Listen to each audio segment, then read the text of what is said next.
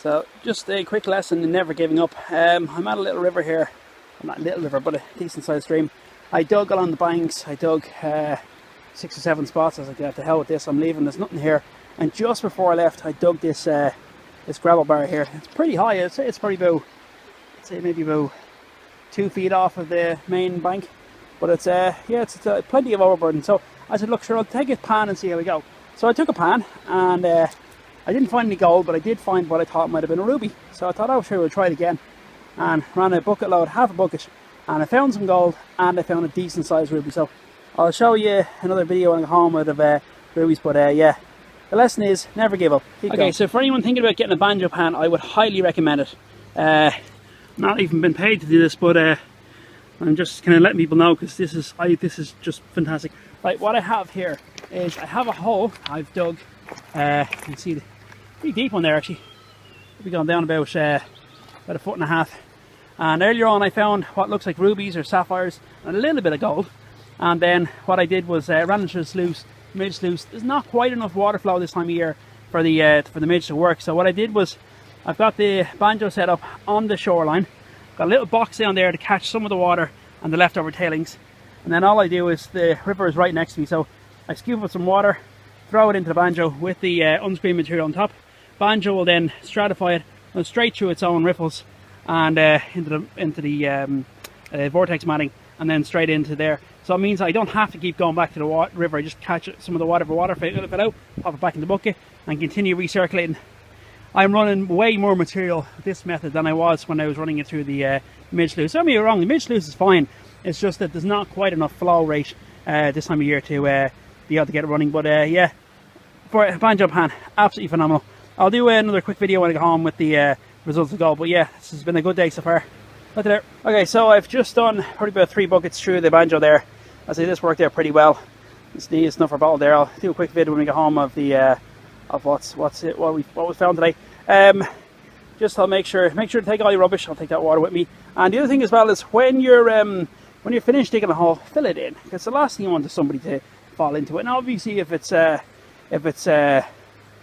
really kind of, no matter where it is, you kind of need to fill it in. What I've done here is, this is the first time I've visited this spot this month, so theoretically speaking, I can visit again another time in accordance with Minerals Ireland legislation. So what I've done is I've filled the hole in with rocks.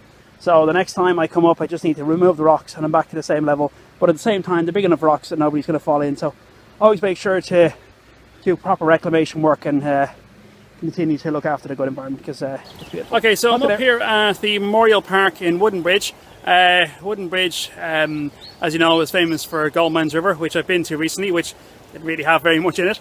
Having said that, you can see just behind me here, there's a lovely memorial park, and for anyone who died throughout all the various different wars, and there's names on here. It's quite a peaceful, lovely place.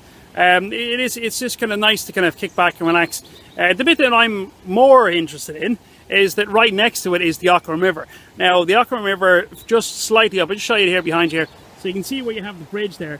Just slightly up from that bridge is where it's where Goldmines River joins the Wicklow River. So any of the gold, from whether it be from far up in the hills, you know, miles and miles away, and the Goldmines River and everything, all joins in this one spot.